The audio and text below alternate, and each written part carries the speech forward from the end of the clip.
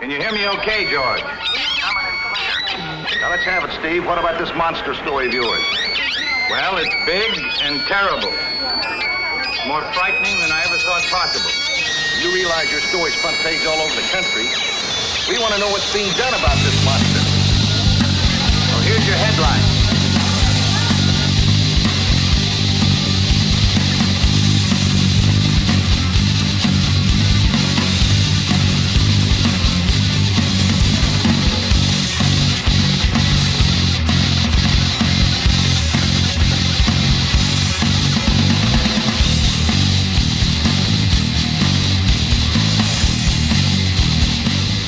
Hello, ladies and gentlemen. It is January 28th, 2016, and this is the Wrestling POV podcast with your host. I'm the Weasel Ron Deuce, and with me, as always, is Tony Diaz. Hello, everybody. Well, we have a lot to get to this week, but before we do, we're going to give ourselves a little easy cheap pop here. We're going to have you follow us on Twitter, Wrestling POV, on Facebook, Wrestling POV Podcast, and on YouTube, Wrestling POV. Before the Rumble, there was a qualifying match to gain entry into the Royal Rumble itself between the Dudley Boys, the Ascension, Damian Sandow and Darren Young, and Jack Swagger and Mark Henry. Tony, I didn't really get to see that match. I saw it. I thought it was pretty good. Mm-hmm. What shocked me the most, well, it wasn't really a shock to me. I'm a big fan anyways. It was Damian Sandow, how he had the biggest pop of the night, besides the other surprise guest during the Rumble. But he did. His pop was so huge. I marked out, and then at that point in time, I was rooting for him too. And, unfortunately, he didn't get the win. I was kind of sad by it. Mark Henry and Jack Swagger ended up winning that match. And the one thing that happened during that match was Mark Henry didn't know who to pin. He had no clue on who to pin. He didn't know if he had to pin Devon or Bubba Ray. It was hysterical. But the ref kind of told him who to pin. He got the cover, he got the pin, got the win, and you can see a little smirk on his face. He knew he screwed up. But anyways, they got the win. I was hoping for Damian Sandow and Darren Young, just because even during the match too, everybody kept saying, "We want Sandow," which I thought it was really, really cool.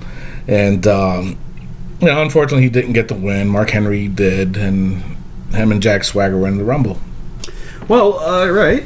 Now, the first official match of the night was, and my call for match of the year and match of the night was the last man standing match for the Intercontinental title between Kevin Owens and Dean Ambrose. Honestly, I'm disappointed with that match. I'm not going to give it a match of the year. I'm not even going to give it a match of the year, I guess, as part, right. I just wasn't. I like the match, I really do, but I just wasn't a big. It was it was the best match of the night, right? But to me, it was no match of the year. They went on for about 25 minutes. There was a lot of WTF moments, you can say, but to me, it was that. I don't know. Maybe I walked in expecting that's what they're supposed to do, right? And I was hoping for a little bit more, and that's just me. That's just my opinion, and I just wanted more out of that match. Good match. It was the best match of the whole card, but it's not to me. It's not a match of the year. Yeah, I mean, I was to the people I was watching the Rumble with. I looked right at them and said, if they let them be the way they were on the Indies, this is going to tear the roof off of that building. Yep. And I thought in the beginning it looked like they weren't going to let them be themselves, but then once you saw it get more and more into it, it's like, all right, they're letting them be, who they were before and not robotic. Yeah. And it didn't seem like a robotic match at all. No, it didn't. But I don't know. I guess you can tell that they were being held back some here and there. I did notice that. And, it's like I said, I was, and I don't know, maybe I'm looking at it too much, but I was really hoping for more. Really was. I got to admit, you said it's not a match of your candidate, but we spoke before, and we both agreed. The fisherman suplex into the Death Valley driver through a table. I popped huge for that. Yeah. That was the loudest holy you know what chant that has been said in a long time. That was a really cool spot. Mm-hmm. You know, I marked out to that one too. Oh yeah. But overall, it was a good match. I'm not gonna lie. Dean ended up winning, which is good, which was expected. Mm-hmm. Later on in the podcast, when we get into Raw. Mm-hmm. I just got a little bit confused of him winning that match at the Rumble compared to what happened on Raw. Okay. But we'll get into that later. We'll get into that later. The next match after that was the Divas match. You didn't like that match so well, did you? No, not really. I mean, it's not a diss towards Becky Lynch. And before I go on any more about this match, I loved the nod to Lemmy. The hat and the coat, not really looking like Lemmy from Motorhead's Get Up, but it really made me think, like, wow, that was really cool for her to show that. Yeah. So that won me over with Becky Lynch. Not gonna lie, the voice did too. She's got a beautiful voice to her. Mm-hmm. Charlotte was what it was. She's good, but she's got a long way to go, in my opinion. Yeah. Now let me ask you a question. Mm-hmm. With Ric Flair being there, do you really think it's hurting Charlotte or helping Charlotte? As far as coming across as a heel. It's hurting her more than it's helping her. It's helping her because the notoriety of her father, the legacy of her father, but it's got too much for her to live up to. She needs to be on her own. Like, example, when David Flair was in WCW, he was on his own he was never with us. He was horrible. Right. But the point is, right, he was bad, but he did it on his own. Until he got into the feud with his father over Stacy. But that's what I think Charlotte needs to do, is be by herself, not with a faction. She just needs to be Charlotte. I'm going to have to disagree with you there. Mm-hmm. I think for her to be on her own, she needs to be a babyface. You know, she can do that. Absolutely. Right. She did it before, and it worked without her father. Right. She can also be a really good heel without her father, too. I think with Ric Flair being there by her side, that I think it's helping her more of a heel, to be more of a heel. So that's why I threw that out there, because, you know, I've been hearing too a lot that people are like, Ric Flair shouldn't be there because, you know, he's just too much of you know, it's like almost taking the spotlight away. But I don't see that. I don't think he's taking that. He's acting as a normal heel manager would. Interfering here and there, talking a lot of crap. Like when he made that comment on Raw that he gave Becky the shot at the title, and then, you know, Charlotte looked at him like, wait, no, whatever. But he did good in that role, so I don't think it's hurting Charlotte at all. I think it's helping her more to be established as a heel, only because there's no really established heels in the Divas division. Right. You know, you look at Paige. Paige is like, okay, she was a heel, now she's a face now. It's like, all right, well, you know, her thing is she's better off as a heel, and they need more of it, especially with Nikki Bella out the picture now, because she's got that neck surgery that might end her career, which they really can't tell until 6 months later. But I just think personally, I think Ric Flair is helping as far as a heel goes, gimmick for Charlotte. I think it'll help her, and I think once that happens, where she'll be a top heel in the Divas division, then fade away Ric Flair, because now she can be on her own. So, you know, as a babyface, though, I don't see Ric Flair helping in that category at all. You know, now that you brought all those points up, I do tend to agree with you on that. And maybe it's also because I don't see Ric Flair as a manager. Because I try to see Ric Flair as Ric Flair. Right. But he's doing good. He does remind me of like old school Jimmy Hart, or even Gary Hart. There's an old name for you, too. Playboy Gary Hart. And what about Captain Lou Albano? Captain Louis Albano. Because, come on, he was a nut job to begin with. Remember the movie Body Slam when he was introduced as Captain Louis Bolano? Yeah. Now, I got a little... Before we get to the U.S. title, okay, I have a very, very interesting thing that was brought to my attention, which now I have to watch the Rumble again to see if it's true. Okay. I was told that Linda McMahon was sitting front row throughout the whole show. I didn't see a camera shot of her. We're gonna have, like you just said, we're gonna have to kick back and watch the Rumble again and nitpick it. I mean, we did see the love child of Hunter S. Thompson out there, in the red Hawaiian shirt, the older version of him. But I didn't see Linda McMahon. But like I said, we'll have to watch a little bit closely. Yeah, and I just thought it was interesting. That's all. I mean, it was like, actually, where the best view, I think we would probably get is when, because I guess where she was sitting was where Roman got eliminated. Oh, so on the hard camera side, not the one facing the crowd where you can see, but she was sitting where the camera was pointed at the other side of the crowd. Okay, yeah, that makes sense. So if you do watch it again, that I think that's going to be the key point of where to watch is when Roman got eliminated, and they were saying she was right there. And you know what though? It makes me think that Linda might have been on that side, because if you notice when Roman Reigns got eliminated, you couldn't see the crowd above the barrier. Right.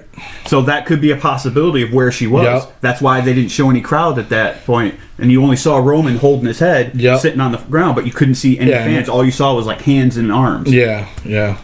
So I don't know. I mean, they're saying she was with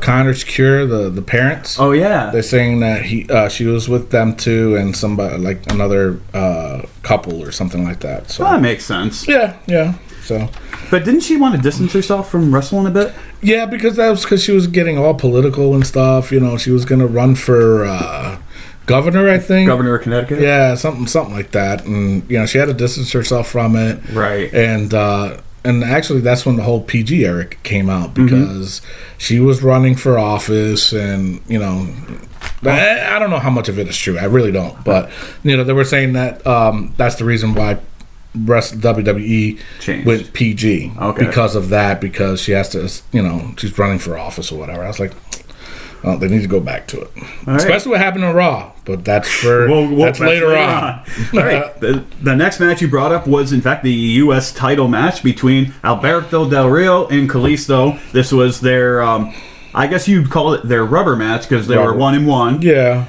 It didn't make sense to give Kalisto like a less than 24-hour run with it, which I said last week it could be just to build him up towards the Royal Rumble, but I liked the match.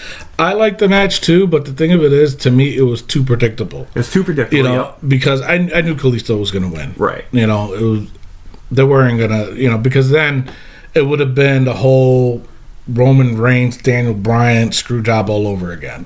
He's got to work his way up again. It's like, all right, they're doing it a little bit too much. And with Kalisto, I just think they should have ran with that first.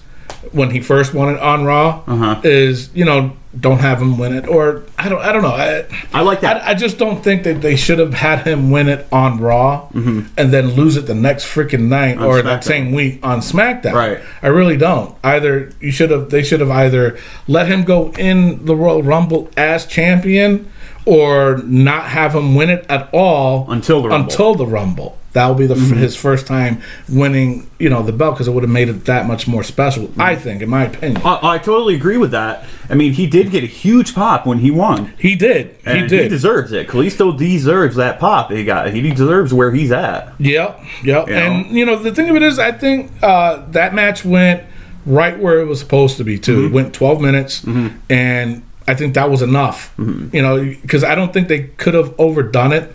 Not overdone it, more time, because then it could have went like, I'm getting bored of it. I think they accomplished everything within those 12 minutes. Right. And the thing with this, to go back to the Divas match, they went 15 minutes. Yes. In their match. So that was a decent time for them. I'm glad they got that much time. It wasn't like a 3-minute match. No, like it usually is, yeah. Now, the U.S. title, like I said, it went 12 minutes. Should have this been the first match, though, over the Last Man Standing? Or do you think they did that card that way because I was thinking that the Last Man Standing should have been mid-card. Like mid-card or something. While give the, like, all right, yeah, the Rumble's coming up soon. Right. Or they could have even put it right before the Rumble. Yeah, that's what I was thinking, too. And then have that Kalisto match with Alberto Del Rio. the first one. They could have had it 1 or 2. I mean, either which. I mean, it was. I thought it was okay to have a last man standing match first to work the crowd up, Right. And it did its purpose. But if you noticed, the crowd was getting lower, like, and then all of a sudden the Rumble comes, and then they're all crazy again. Yeah. You know, it was good. It wasn't. The card could have been shifted around a little better, but. Other than that, I mean, there's no other. I got no other complaints about how it was set. Right. I mean, I'm happy Kalisto win, and let's see where he goes from there. Because, like I said, we'll talk about it in the Raw segment too. But I don't see where else that's going to go. I think that it's a dead issue now with Alberto Del Rio. I don't think he's going to go after that belt. They might have Alberto doing something else. I might have Kalisto doing something else. I'm not sure. We got to wait and see because. Obviously, right now, it's the road to WrestleMania. Yes, it is. And now they got to start doing these storylines. And, obviously, they got the Fastlane pay-per-view first. But they still, it's always been Royal Rumble, road to WrestleMania. So even with that pay-per-view, it still led to WrestleMania. You know what I'm saying? So they got to start doing... And when's that? I don't even know. Do you know when that pay-per-view is? WrestleMania? No, Fastlane. It's in February. I think February. It's like a couple days after my birthday. Hint, hint to my wife. Anyway. She remembers. I'm not touching that one. No, I think it's either before my birthday, like the 21st or something like that. But either way, I just think that they got to start really developing these stories to where it's going to be anticipated at WrestleMania. Right. One quick thing I want to add about the Del Rio and Kalisto, and I'm going with what you were just saying, is the fact that how old school feuds, back when there was just the 4 pay-per-views, it was Rumble, Mania, SummerSlam, or Survivor Series. You had those time to build up. It gave me a hint that they could build up a feud with these guys, because it's like, how most feuds nowadays are like one match, what happened to them? Yeah. 2 matches. What happened to them? Yep. They were rushed in this little feud with the U.S. title. It's like everything. A lot of things are rushed nowadays. Yeah. But I also see the planting of the seeds. It could have been a feud. Yep. And it reminded me of old school times, but didn't work out that way. Yeah. That's true. But hey, we'll see what happens after that. So now next is we got the tag title match. I got a little interesting tidbit that I want to say during it. We'll get into it more, but it was the Usos versus New Day. Can't stand them. I really can't stand them. I thought when the New Day came out, it was Kofi and Big E. I was wondering where Xavier Woods was. Me being naive, like, all right, he's not coming out. And they had the little moment of silence for Francesca, and as they were saying it, and here comes the new trumpet, and Xavier Woods going nuts. That I'm not gonna lie, the trumpet saved the New Day that night. We'll get it. Oh, trombone. Sorry, not trumpet. Might as well call it a trumpet. I mean, it doesn't make any sense anyhow. But you know what? New Day did had a big pop though. Huge. I don't get it. No more of them. Come on, no more mic time for them. Jesus, man. It was a good match, though. Yes. It was a good match. It went about 11 minutes. It's like I said, I'm just tired of the New Day. I really am, man. Come on. Oh, I don't blame you. Really? I mean, obviously the result is, New Day won, but, it was a decent match. It wasn't an over-the-top match like I was expecting, to be honest. Especially with the Usos being there. I was really hoping for an over-the-top type tag team match, but it just ended... To me, it was just a normal tag team match. There was nothing really... special. There was nothing really special about it. I mean, do you think that Kofi Kingston's getting watered down being in the New Day? Because if you remember, when he was a singles wrestler, he could do anything and he would get a huge pop and it'd be entertaining. And now, I don't think he's, Coffee Kingston? Coffee Kingston. Coffee? Sanka Coffee? Sanka Coffee. Cool runnings. No, I don't know. I think he does fit in with that whole New Day gimmick. That's him. It's as a singles wrestler, honestly, I don't think he was really good at being a baby face because he wasn't really getting anywhere. You know, now that he's a heel, and he's even mentioned it too before that when he was on I think Chris Jericho's podcast, he even mentioned that it was really difficult for him to be a heel because he's been a baby face so long. It was like he didn't know how to approach it, you know, and so he kind of follows along with Big E and Xavier Woods, and he goes after that, you know, after what they're doing, and then he kind of blends in that way. So I don't know. I think he's doing a good job. Me personally, I'm just tired of the damn gimmick. I am tired of it to an extent, and I want to give my friend Jeremy a little shout out here because he said something that floored me. He can always make me laugh, but this put me on the floor laughing. And he goes, "You know your product really sucks when the crowd is chanting for a trombone." Yeah, it's true. Play Francesca. Yeah, I'm like, and that got the biggest pop of that match. it did. It did, and I'm shocked. Xavier Woods did the right thing. He brought it up to his mouth, and then he's like, "No." He did the most perfect thing right there. That was a heel move. Exactly, and it not going to say it saved the match, but it made it even more entertaining for them because it didn't seem stupid for him. He was thinking. Yeah, you know. Yep. But enough about that. We got a little bit more to go on here. Yeah, I mean that was basically every match that was there, and of course the main match of the night, the Royal Rumble itself, with the entry number 1 being Roman Reigns. Oh my God, I had no idea. I know, right? Such a total mystery, man. Now, for me, and we're going to be jumping all around the whole Royal Rumble itself. I'm only going to by what I have on my notes. And to me, the biggest pop of the night, there was 3 of them. It was Bray Wyatt. No, my bad. There was 2 pops in that whole Royal Rumble. The first one, it was when it was a Brock Lesnar and Bray Wyatt standoff.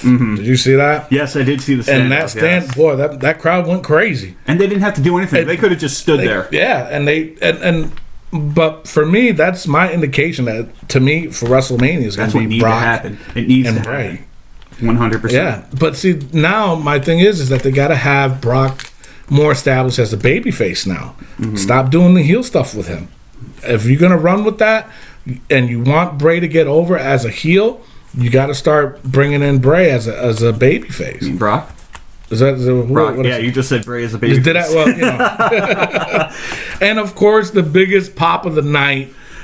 I'm not gonna lie, I squealed AJ. like a little schoolgirl. You know, not gonna lie. I mean, come on, I marked out so bad, and you know, he did get the biggest pop in my opinion. I mean, it was funny because another person that I saw, he Facebooked because he was there at the show, and he said that nobody knew who number 3 was.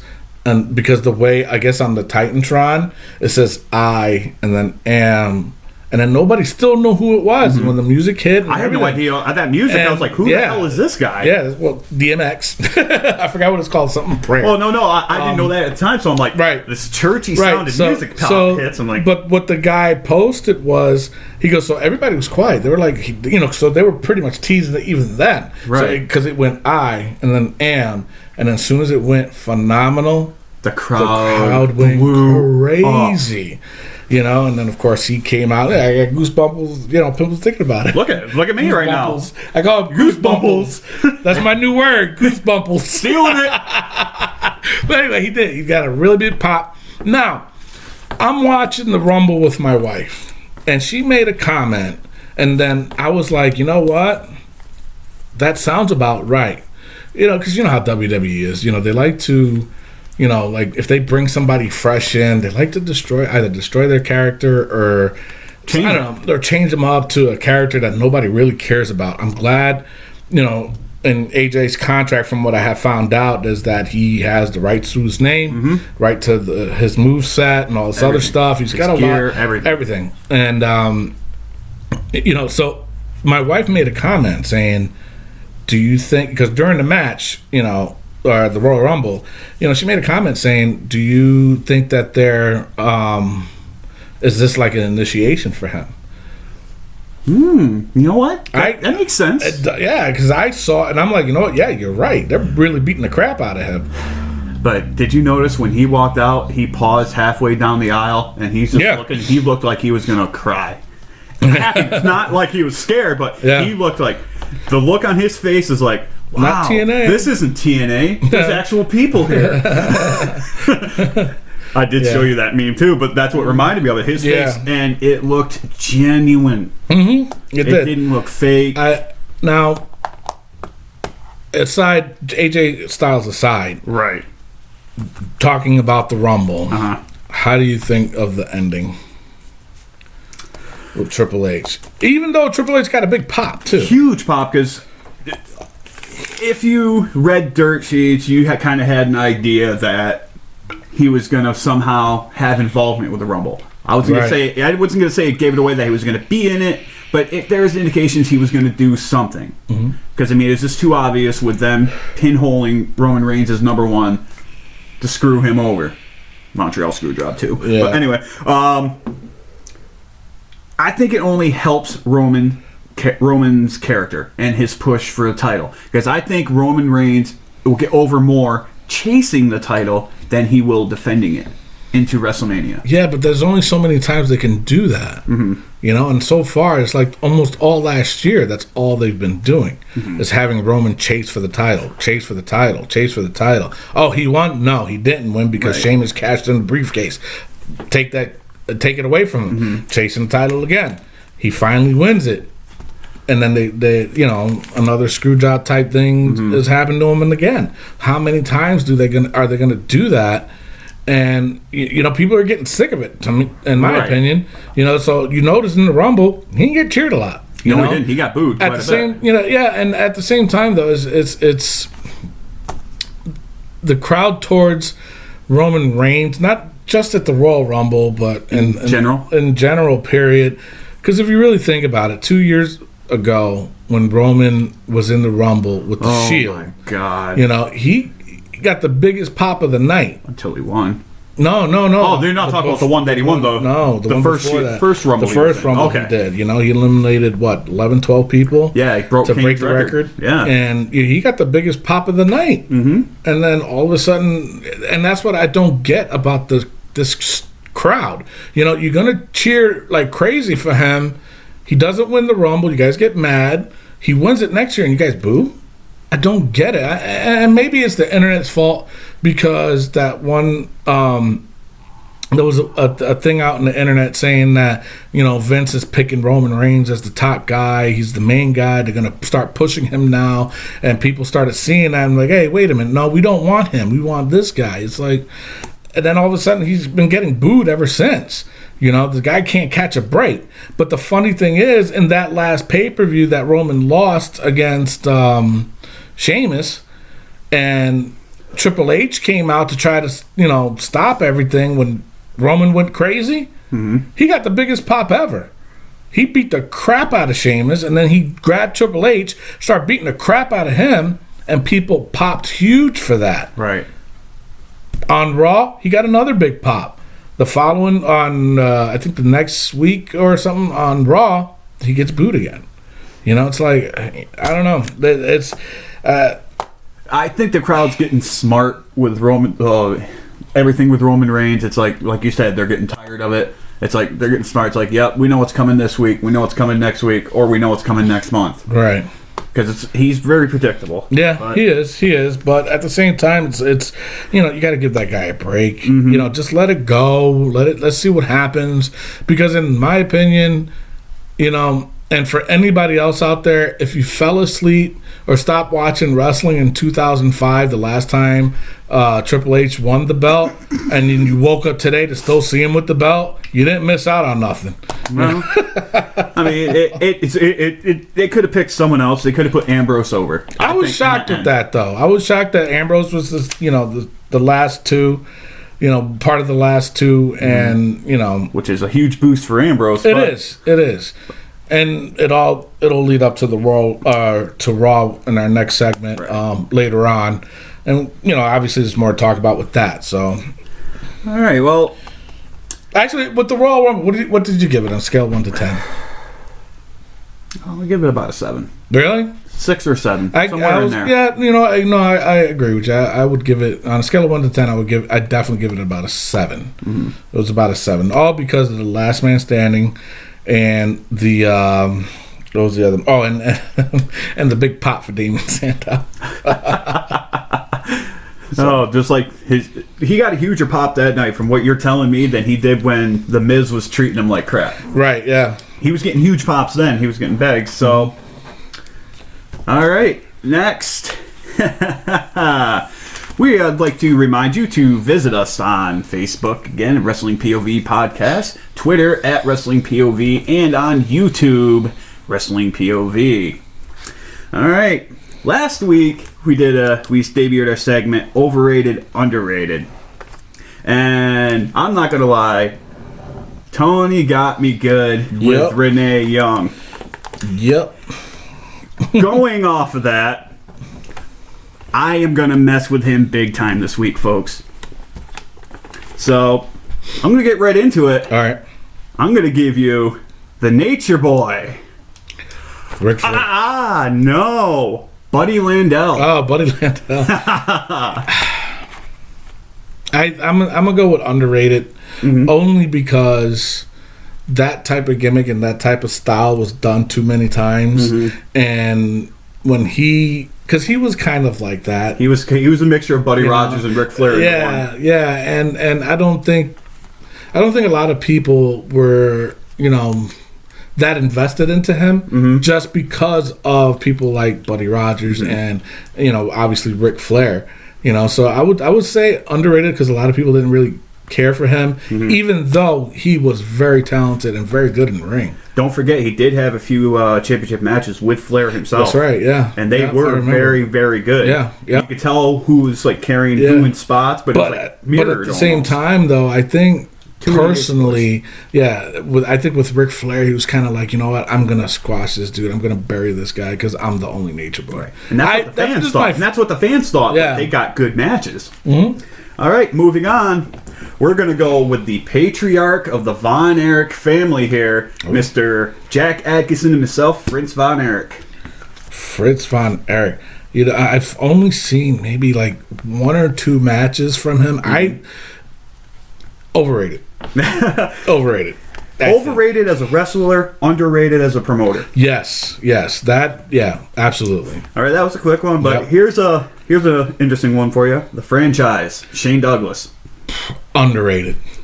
And the reason why I say that is, I don't want to compare him to CM Punk, but I'm talking attitude-wise. He was very, very good on the mic. Oh my God, you gave him a mic. You didn't even have to tell him what to say. If you were booking Shane Douglas at a show and you say, look, Shane, you're fighting that dude, but I want you to do a promo, that's all you would have to say to him because he'll know what to say. You know what I'm saying? I think even when he had his little stint in WWE and they gave him that ridiculous gimmick, with the Dean Douglas. Dean Douglas. I mean, come on, man. That was stupid. He still made it work. That was the weird thing. He still made it work. When he got to ECW, he blew up. Why? Because he was able to do, his own thing. Paul Heyman say, you know what, you got free reign. Run with it. You take it and you do whatever you want with it. And Shane being that smart, he took that ECW to a whole next level. Can you get any more awesome than throwing down the historic NWA title? He'll always be known for that, Moving on. Samoa Joe. Samoa Joe. I think he's overrated. I like the guy. He's another one that's very talented, but I just think he's overrated. He was in WWE as a blonde. Yeah. He was, and the thing is, he didn't work out, obviously. Well, and he was also just starting out. He only wrestled for less than a year at that point. I think so. Yeah. So, he did it. He had a good run with TNA. when he became a free agent and WWE signed him, I think he's at the peak of his level right now. And I just think they overexposed him too much. Right. And I'm actually shocked that WWE didn't put him in the main roster. Right. Compared to where he is at now at NXT. So, yeah, I'm still going to stick with overrated because they do way too much with him. Okay. Good wrestler. I think they're misusing him. Now, one more quick note before I go into the last one I'm going to zing you with. Do you think it hurt Samoa Joe's chances a few years back, maybe more than a few years back, when he had Brian Gerwitz, I think I'm pronouncing his name like one of the writers for WWE, at the Ring of Honor crowd? Or if it was a TNA crowd, he had Brian Gerwitz with him because he was in talks with WWE at the time. Did it hurt him? Do you think it was a smart move by him, in the sense like, I'm with TNA, but let's have one of WWE's head writers in the crowd with me? Do you think it was smart of him to do that? Yeah, I do. For bargaining power? Yeah, absolutely. Yep. Right. Yep. Well, buddy, you got me good with Renee Young. Your fifth one today is the most dangerous group there ever was. The most exciting, the most extreme. Dick Togo, Terry Boy, Sho Funaki, Yamaguchi-san, Taka Michinoku, Kai and Tai. I think that's funny.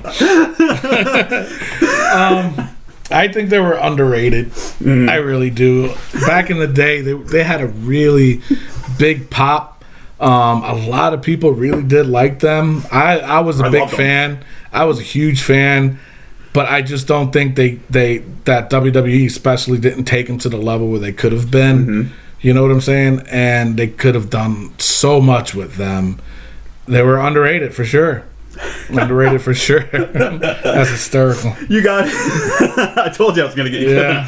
They were very entertaining. What led me to the intro I gave to them was a match remember when Stone Cold and Triple H were tag team champions? Tag team champions and world champ, IC champ.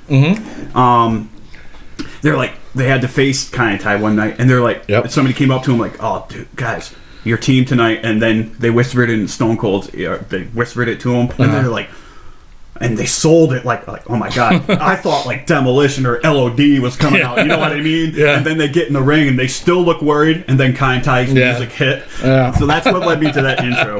But we're gonna take a quick commercial break here from one of our sponsors, and we will be back with you shortly.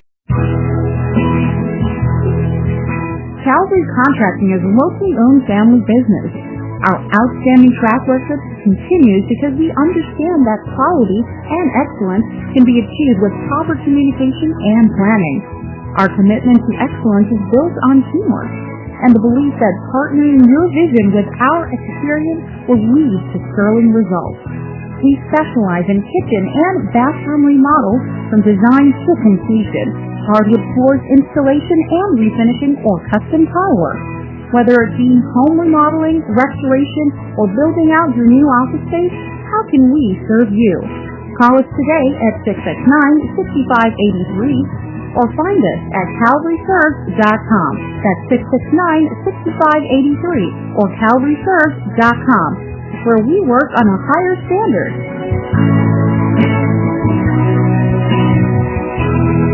All right, we're back, everyone. Thank you for continuing to listen. We have our next segment here called Indie Call-Up, which, if you remember last week, we mentioned the names Bobby Ocean and Jeff Starr.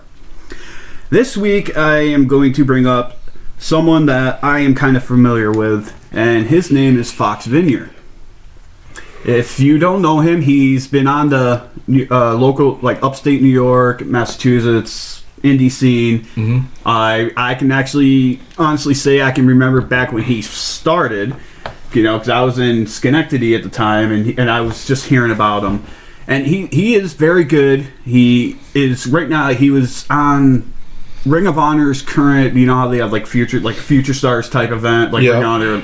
Not like Indie Call-Up second like we're doing, but I think I saw this guy before. Didn't he wrestle at Big Time Wrestling? Yes. Okay. He's kind of got a beard like I do. Yeah. He wears face paint. He's kind of got like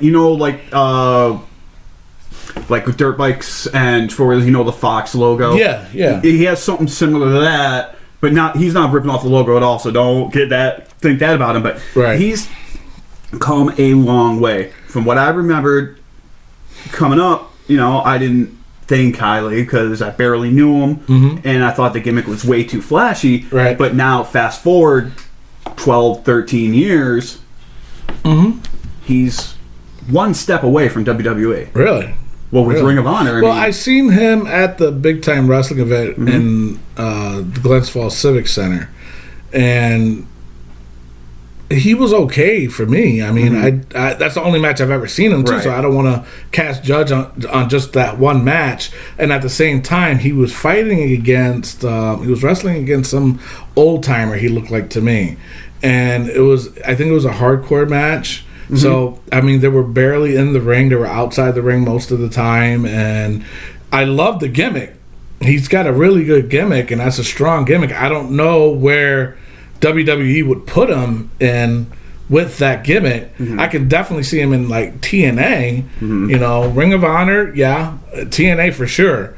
But in WWE, I think they would destroy that gimmick real quick and be like, "No, come up with something else." Right. I would like to say, I'll look up more. Is he got matches on YouTube? He may have some matches on YouTube. I haven't checked that part. I mean, I just know from experience. He's on Facebook. If you want to check him out, I believe he's under Fox Vineyard on Facebook. Okay. He's not under his real name. He's on. It is under Fox Vineyard. Okay. You could also check on the Ring of Honor website. I believe there's something on him there. Really? And he's posted pictures of his matches from Ring of Honor. Really? Yeah. Okay, interesting. Yeah, check him out. All right, my indie pick of the week is this guy. He goes by the Salem Sinner 6. Okay.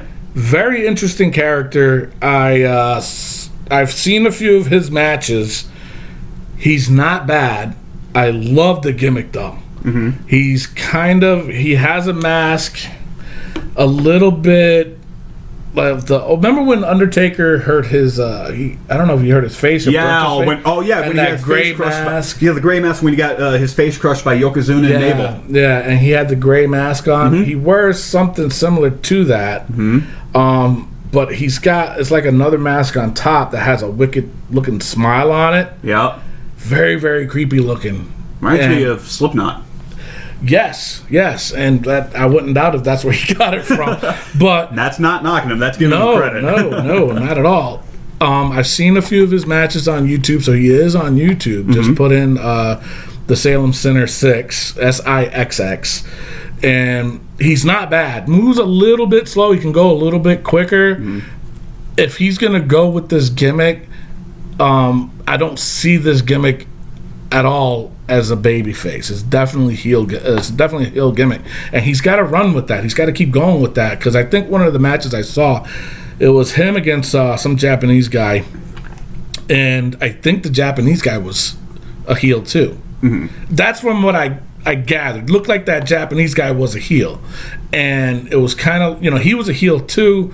So the crowd, the crowd wasn't really sure. You know what I'm saying? They were like, okay, wait, who's the heel here and who's not? Who's the babyface? And then at one time they started cheering him. And then I'm like, no, it doesn't work. He's got to stay as a heel and establish that. And he probably has to, and granted, it was more of a booking issue, I'm sure. Yeah. And, he just has to, speak up a little bit and be like, hey, I am a heel. Why you put me up with a heel? It's going to take away my gimmick. And if he wants this gimmick to really, really go and soar with this gimmick, he's got to, and granted, you look at the guy and it's like, oh, he's a heel. Very, very terrifying look. I love that look. It's more of it's like an updated version of Undertaker and Cactus Jack. Mixed in together, because one of his gears he has, it looks like the logo, not the logo of Cactus Jack, but the pattern, I should say. And I think he has potential for sure. In WWE, it would be a good fit for him if they had Bray as a babyface and have this guy comes in and be like, hey, I'm the real face of fear, or whatever Bray says. And that would be an interesting match, I think. You got to check him out, though. He is, I believe he is on Facebook under the Salem Sinner 6. So you can check him out there. You can look. We're going to post the pictures up anyways on our Twitter and our Facebook. But yeah, absolutely check him out on YouTube. He's a good wrestler. He's a good wrestler. I like this guy, and definitely he's my indie call-up of the week. And I was looking at a few pictures of his as you were talking there, and it reminds me, and going with what you said about him and Bray Wyatt, think about when the Royal Rumble, when Bray was in there all alone, and the Boogeyman came out. Oh, yeah. The crowd went insane, and as soon as you said him and Bray Wyatt having a match, that's what I visioned. Yep. Like, once this guy gets a little further on, it gets a lot more popular. Yep. That's something I could see happening. That type of, like, okay, Bray, you think you're scary. Yeah. You know, like, hey, look what's coming at you. Look at the pop Boogeyman got when they just got face to face. Yeah. Yeah. And then Bray's like, oh, Yep. and that spot didn't last too long, but that was all the intent. It was a Rumble spot. Like, nobody expected the Boogeyman to be in, but I see that happening with this guy in a few years. Yeah. I mean, I don't know how long. I actually sent him an email, and we'll see if he gets back. And that way, I can know a little bit more about him. I just know from what I've seen on YouTube, his matches and stuff like that, and he's not bad. He's really good. He knows how to work that gimmick for sure, and I just want to see him go further with it, and he can. He absolutely can. He's just got to stay with this. It looks like he has. He knows what he's doing, obviously. But I want to know more about this guy. Hopefully, he'll get back to me, and that way, if anybody's interested, check him out. He's definitely on Facebook. That's how I found him. And if I can get more info, I'll put it on the Twitter page, or I'll put it on our Facebook. Yeah. All right. Now the Raw results. Raw results. Yes.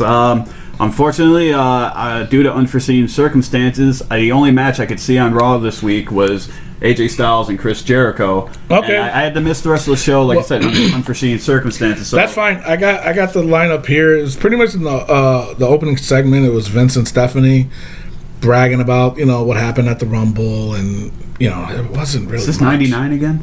I know, right? Oh my Lord. That was it actually, and then Triple H came out. They made an announcement saying that that they were going to evaluate everybody's matches on Raw. Okay. And then at the end of Raw, that they were going to determine who is the number one or they're going to have next a guy to be. Right. They're going to have a number one contenders match at Fastlane. Okay. So whatever matches were happening on Raw, they were going to reevaluate it that way. Okay. So it was a whole, I'm not going to go into too much detail on that opening segment. Triple H came down wearing the suit, and of course he had the belt on underneath the jacket, whipped it out, whatever. Again, is this 99? Yeah, I know, right? But I didn't see any kind of reaction, though, when he came out with it. There wasn't really a pop and It was kind nothing. of like It was silent. Yeah, it was like a golf clap. But there wasn't much there, and I it could be people were just like, oh, geez, really, again. But actually the very first match, it was Kevin Owens versus Dolph Ziggler, and that match was good. Actually Kevin Owens won clean, and it was a good match, and they're really working Owens. Who knows where they're going to take with him? No. Did it make much like Ziggler? Like, how was the match in itself? Like, was there any like memorable spots? No. No. It was just a straight out match that was thrown together. It was I think it was thrown together. That's what it looked like to me. And for Kevin Owens to win clean, I was like, okay, interesting. Let's see where see where it goes from here. The next segment after that, it was the Social Outcasts. I love those guys. I'm not gonna lie. And then of course, when they came out, it was a rap battle with Bo Dallas. And Flo I wish Rida. I could have seen that. Let me tell you something. If Bo Dallas, and my daughter's gonna hate me for this, if he came out with a rap album, I would buy it. Does that mean you believe? I believe. I am a believer. But anyway, so Flo Rida got on the mic. He started doing his little rap, and he's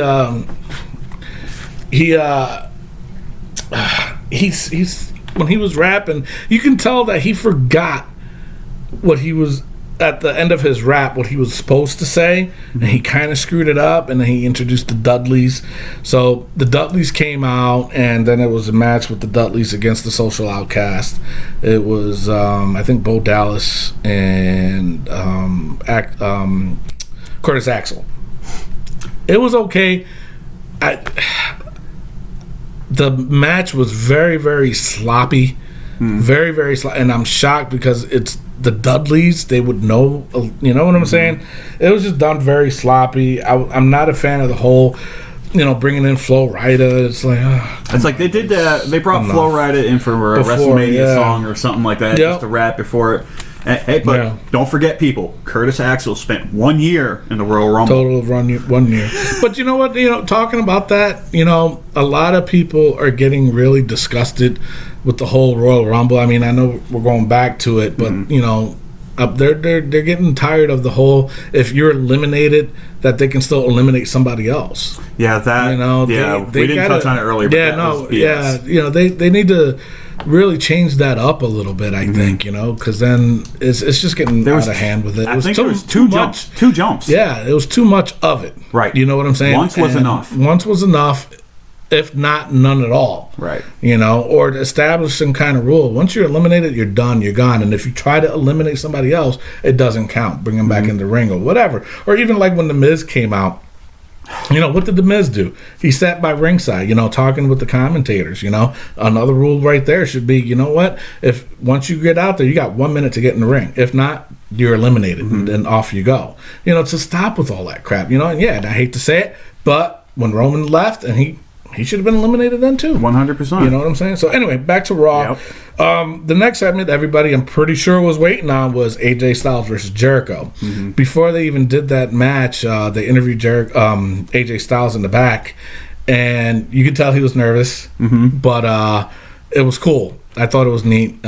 Jericho came out and he said something to him, I don't remember, and then he would smack on the chest and was like, he goes, "Welcome to the big leagues." Yeah. And I thought that was neat. And then they went in and had their match. Big pop for AJ.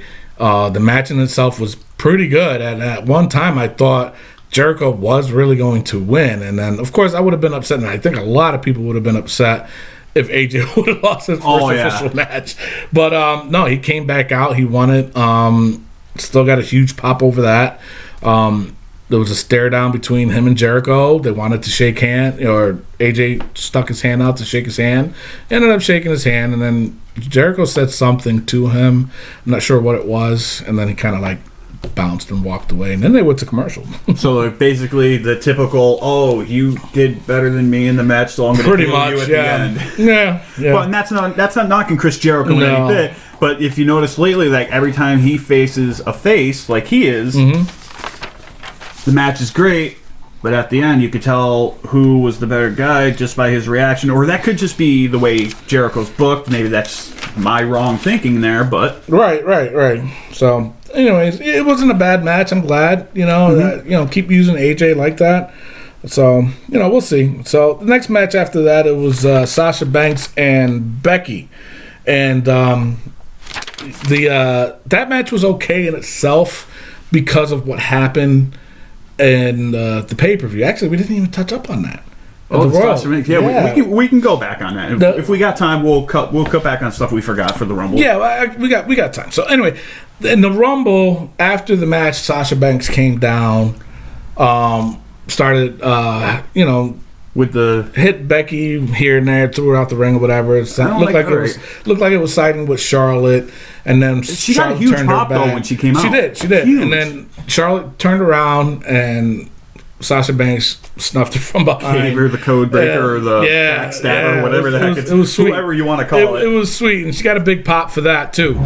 So anyway, back to Raw. They did the match with Sasha Banks and Becky Lynch.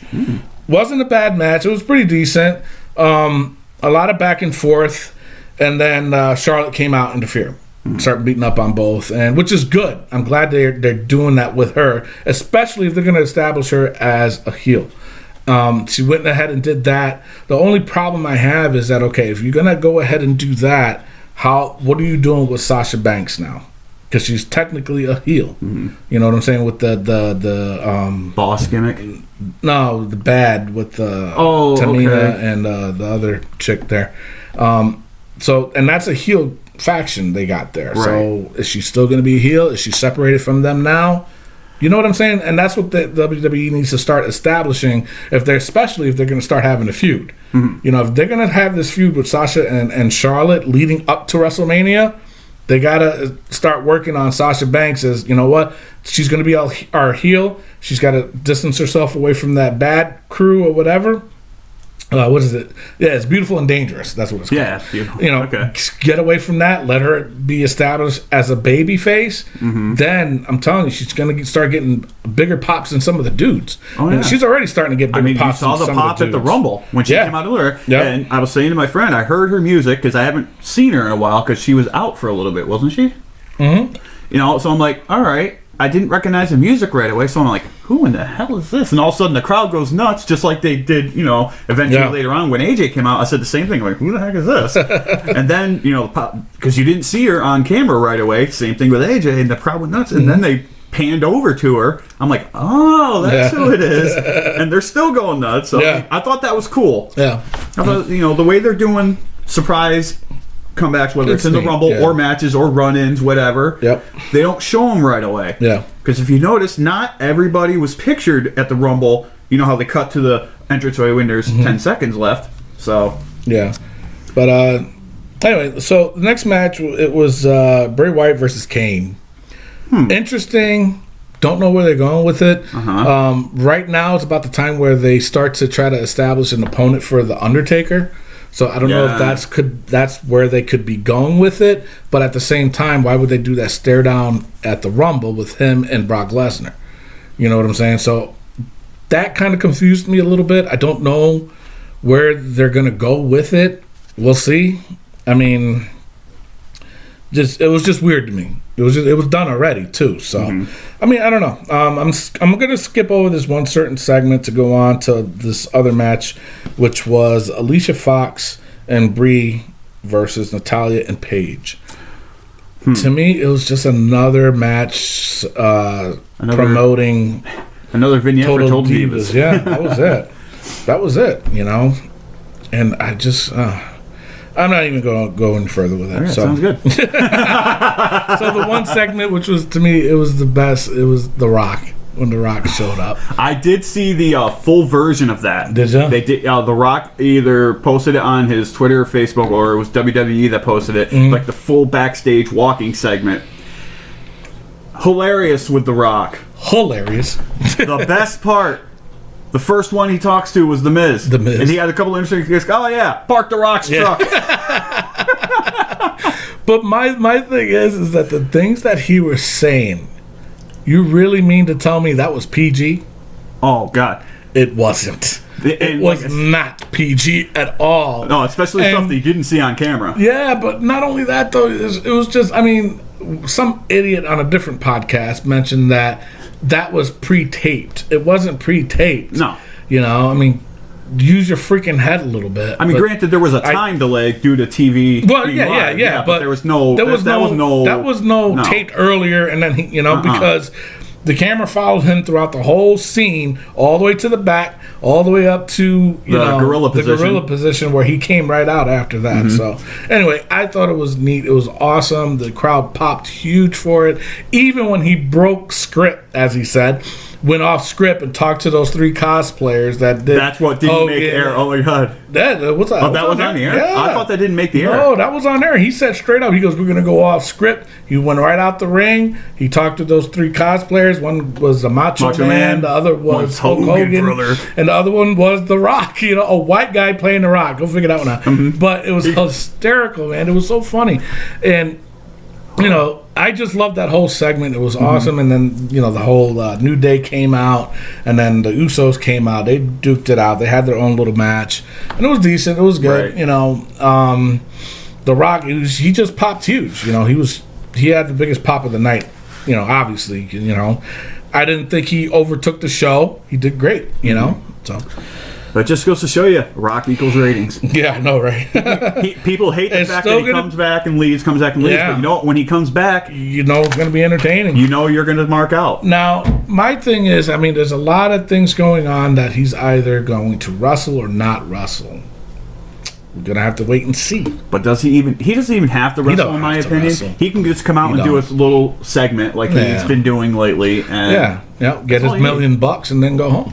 we can talk about this too. So the last match, what was the last match? I don't have it in my notes. no, I didn't see. Remember? Oh. I couldn't. Oh I yeah, couldn't that's watch right. Raw. Anyway, it involved Roman Reigns, Dean Ambrose, and I forgot who the other one was. Well, anyway, that team won.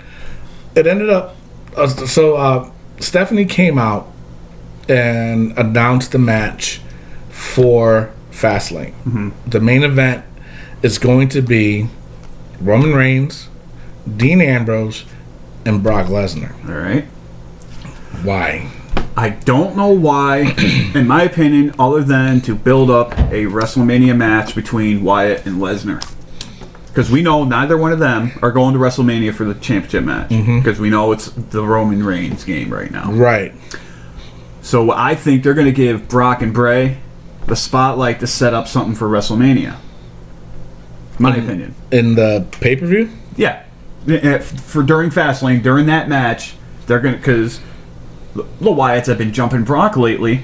So it makes sense for them two to have a match somewhere down the line. Is it a WrestleMania quality match? We'll find out if it happens. But, you know... But yeah, like you said, what was the point of that? Well, the reason why I'm asking is because of what Stephanie said in the beginning of the show. Was that every wrestler was going to be evaluated to see who was going to fight for that number one contendership spot at Fastlane. Last I saw when I was watching Raw, Brock didn't wrestle on Raw. Ah, So why was he thrown into that mix? no clue. You know what I'm saying? That part of it just did not make sense. You know, I mean, it was just it was something that I was really, really befuddled with, and I don't get it. I don't know why, you know, she made that announcement. It just didn't. I don't get it. You know, if you're gonna do something like that in the beginning, and then you know, like say every wrestler is gonna be evaluated. Okay, that means every single match on there, you know, that's who you're looking at. And I think what threw me off was just the fact that she threw in Brock. Okay, I can understand, you know, Roman and Dean, but you threw in Brock. Why? I don't get it. Well, it was Bray Wyatt, not Dean Ambrose. That's in the Fastlane match. No, it's Dean Ambrose. Dean Ambrose was in the match? Oh, It's okay. Dean Oh, Ambrose, okay. All Roman right. Reigns, and Brock Lesnar. Oh, okay. Yeah. So, I mean, I don't get it. Why did they do that? So, I don't know. We'll see. We'll see where they go with it. One other match that happened, actually, it was Kalisto versus The Miz. It was an okay match. It wasn't, you know, he ended up holding the belt, which is a good thing. At least the Miz, the Miz, what's he done lately? Yeah. Not dissing you, Miz, but I haven't seen much. Well, I am. Screw you, Miz. But actually, so they said that something happened where he damaged The Rock's truck or something like that. I guess that was like a behind the scenes thing that you got to look up on Raw or something like that. I don't know. Look that up. 'Cause I'd like to see him do that so The Rock can kill him. Yeah, that's another thing. Is The Rock going to show up next week, or is this just a one-time deal? Or I don't know. It made sense because it was in Miami for the Rumble and the Raw, but yeah, because it's like I said, I don't know. They got to start establishing the storylines for WrestleMania. You know, I don't know. Oh man, It's a tough call right now. Normally you can see like with me with the Rumble when I saw Bray and Brock stare down at each other and the crowd went nuts. I'm like, this has got to be at That's the match. WrestleMania. Yeah. This has to be at WrestleMania. You know, so they can't do it on Raw. It will if they do it on Raw, then do it at WrestleMania. It's going to kill it. I think so. Yeah. Yep. So I hope we see that at WrestleMania. We'll find out in April. We'll definitely find out. All right, that is the end of our show. To remind everybody, please look us up on Facebook at Wrestling POV Podcast. If you have any questions, submit them there. We'll get to them on the show. Also, follow us on Twitter at Wrestling POV.